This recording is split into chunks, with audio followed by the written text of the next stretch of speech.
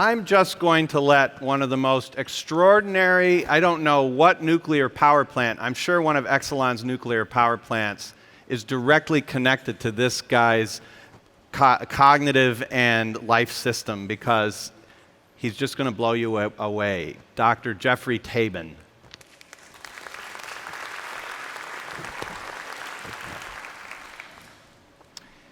Well, thank you. I'm just so honored to be here. This has been the craziest, greatest conference I've ever been to. Every single discussion, every single speaker, I just feel so lucky and honored to be here. And I'm just going to talk a little bit about what I do and my vision. And my vision is to overcome blindness that's not necessary on our planet. And this is Patali Gurung. For 6 years, Patali sat withered, hunched in a corner of a hut at 9,000 feet in Rasua, Nepal. Her son, Nabin, heard about an eye care clinic that was going to be taking place 30 miles away. So he took her, put her in a wicker basket, put his emaciated mother in the basket, put a tump line around his forehead, and walked for 2 days to come to our clinic. Everybody close your eyes for a moment. Just keep them really closed tightly. Moran was speaking about how important sense is. Think about now if we had a fire. Could you get out of this building? What if you had to go to the toilet? Well, think of Patali living in a house where there is no toilet, no running water. The closest water is 30-minute walk down a hill to a stream, and then 40 minutes back up. In our world, there are 40 million people who are like you are right now, who are unable to see, unable to do the tasks of daily living because of completely treatable cataracts. The world has 90% of its blind population living in low-income settings. And the terrible thing is 80% of that blindness could have been prevented or could be easily treated. Actually, I misspoke a little bit. It's 40 million people are blind, and 80% of that 40 million could have been prevented or could be treated, and about 18 million from treatable cataracts. Open your eyes, please. And you have this transformation. I saw Patali, and when I first saw her, she looked aged. And I saw that her actual age is 56 years. But within a day after the patches came off after her cataract surgery, she was completely restored to sight. Now this is a picture of Mount Everest, the east side. And you're probably wondering, what does that have to do with blindness? Well, it's sort of, I had a circuitous course through life and a lot of luck in terms of the people I was lucky enough to meet. And I was kind of a climbing bum for a number of years. And I got invited to go on a trip to the east face of Mount Everest. It's the largest and steepest side. It had never been attempted. And in 1983, we went. That rock buttress you saw is about 5,000 vertical feet. And we had climbing of a technical difficulty like climbing El Capitan in Yosemite, but at altitude and with serious ice climbing. We're coming in from Tibet with very difficult logistics and no native support whatsoever. So how do you tackle a big, audacious task like a new route on Mount Everest? Well, there's a lot of training, preparation, everything that goes in before that, years of climbing. But it really starts with one step. And also teamwork. We had an amazing team.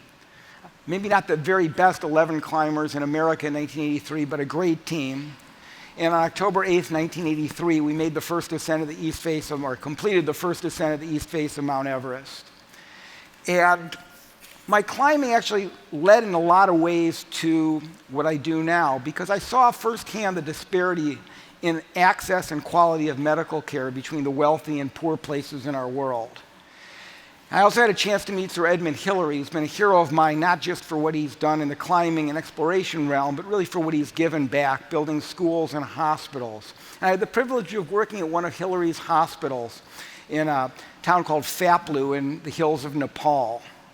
And it was very frustrating in some ways. A lot of the big problems I saw were public health issues, things an individual doctor couldn't deal with. I had children dying from diarrhea and things I could so easily care for in the West. But the one crazy miracle I saw was in eye care.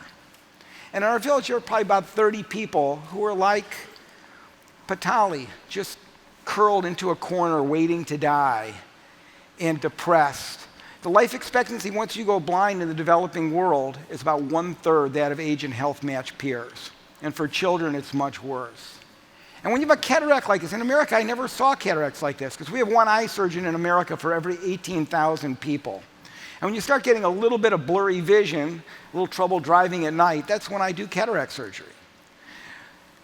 But in Nepal, in 1989, there was no one doing modern cataract surgery. And it was just accepted that you get old, your hair turns white, your eye turns white, and then you die. And a cataract like this, you'd only be able to see the shadow of a hand move in front of your face.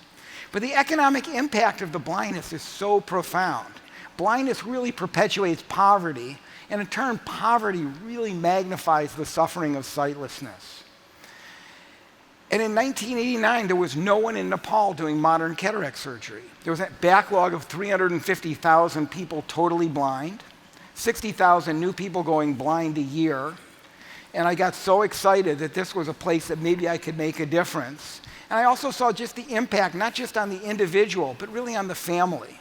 Because it takes a person out of the workforce to care for the blind person, often a child who won't be able to go to school.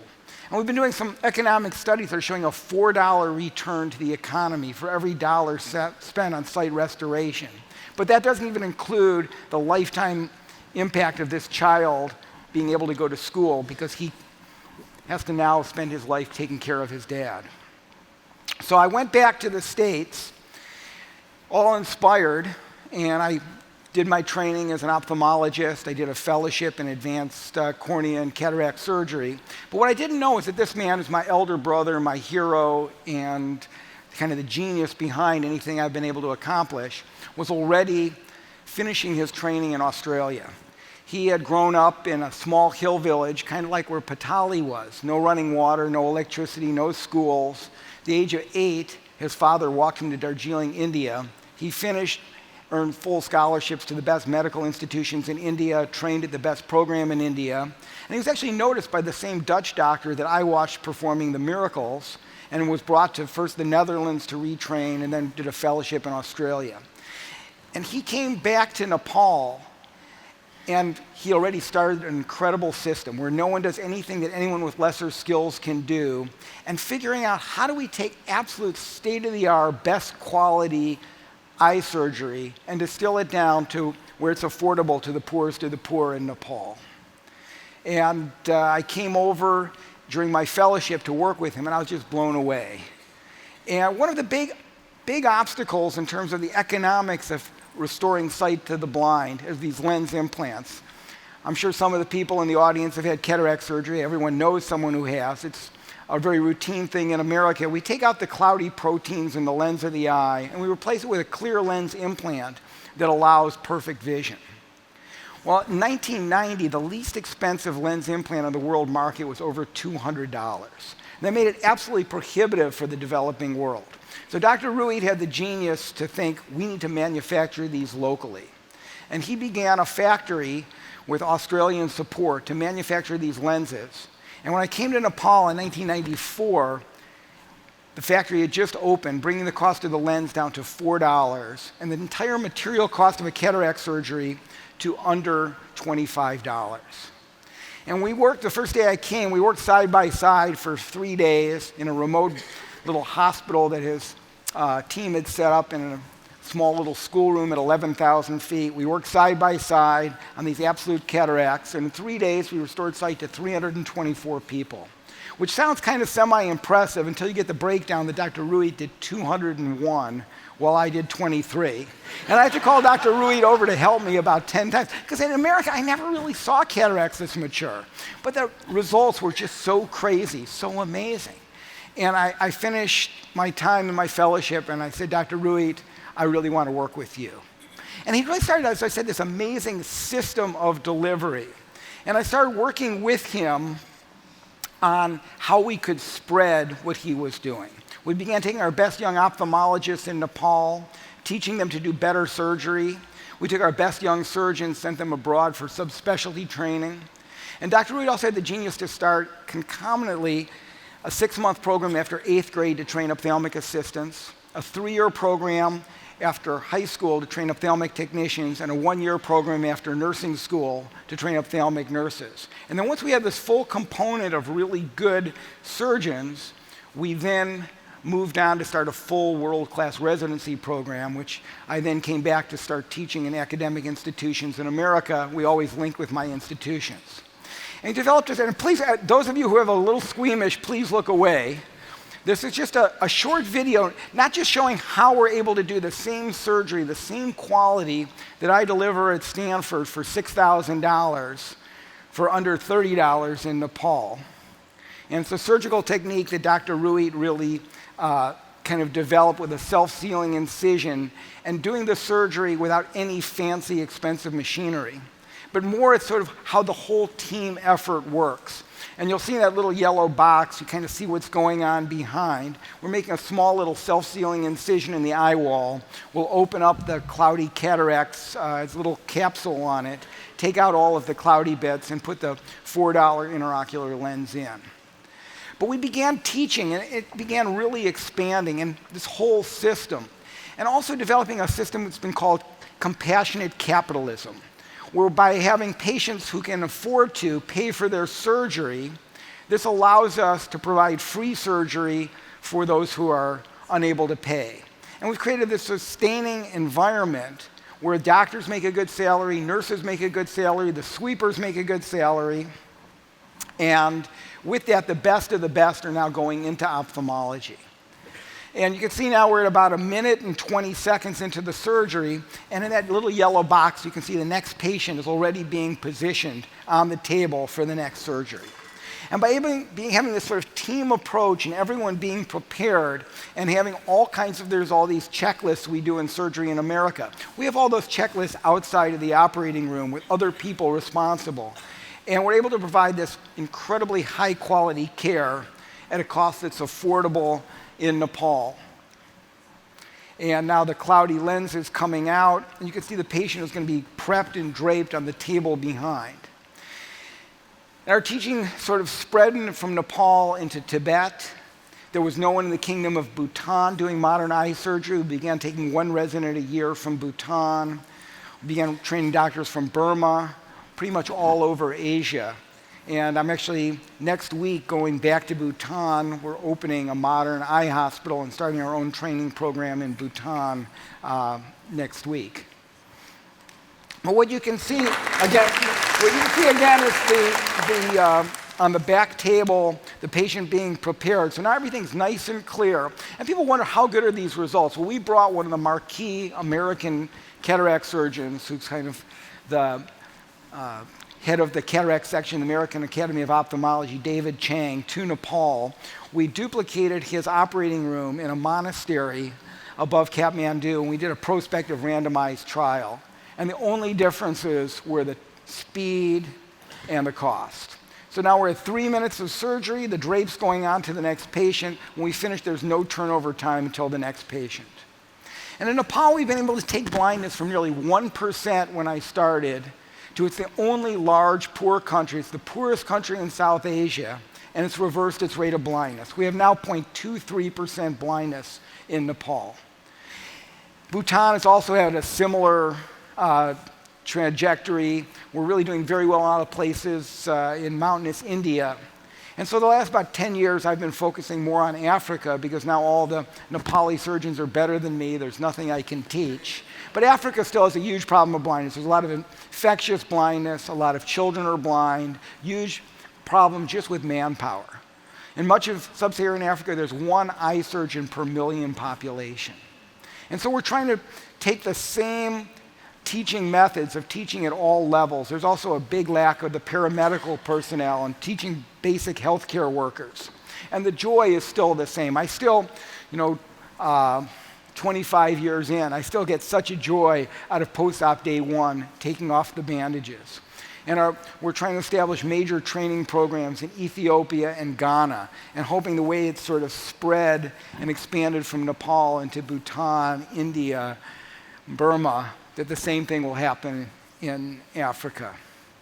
And the other thing that we kind of look for are really sort of the great young talent, the young proteges, the young good doctors. And we're expanding our situation in Nepal and also a couple of great centers in India.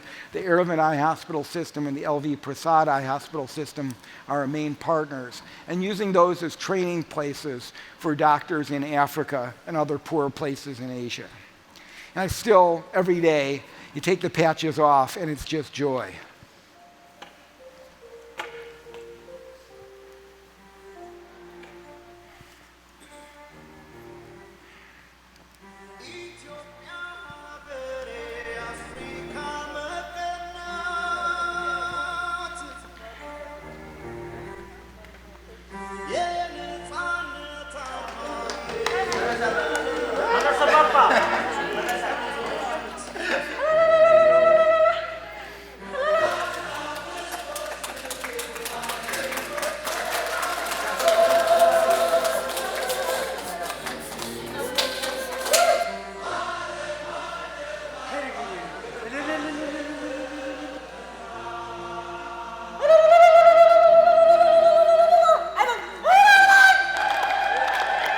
So we've already taken our first step on the mountain of blindness. Helen Keller said, just because I can't do everything, I won't refuse to do something I can do. And one of the very few things in public health that we can actually win at is avoidable blindness. And a final little point is that as we're working, even though the numbers still seem really audacious and we're just on one of those low ledges and have a huge face still to climb, as we're working, each person we're operating as an individual.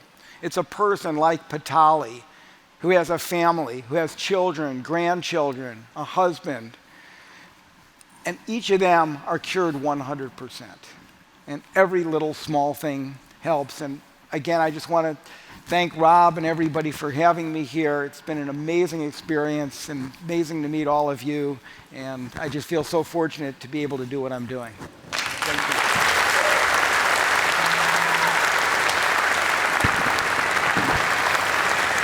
Thank you, Doctor.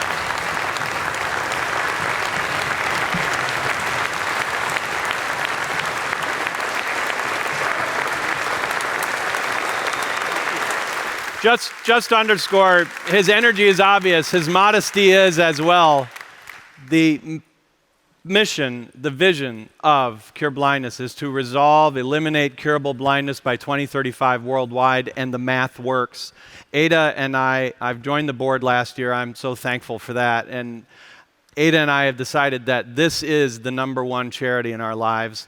And I have never seen something that has such immediate, at low cost impact, not only in individuals and families, but entire communities. Thank you, Doctor.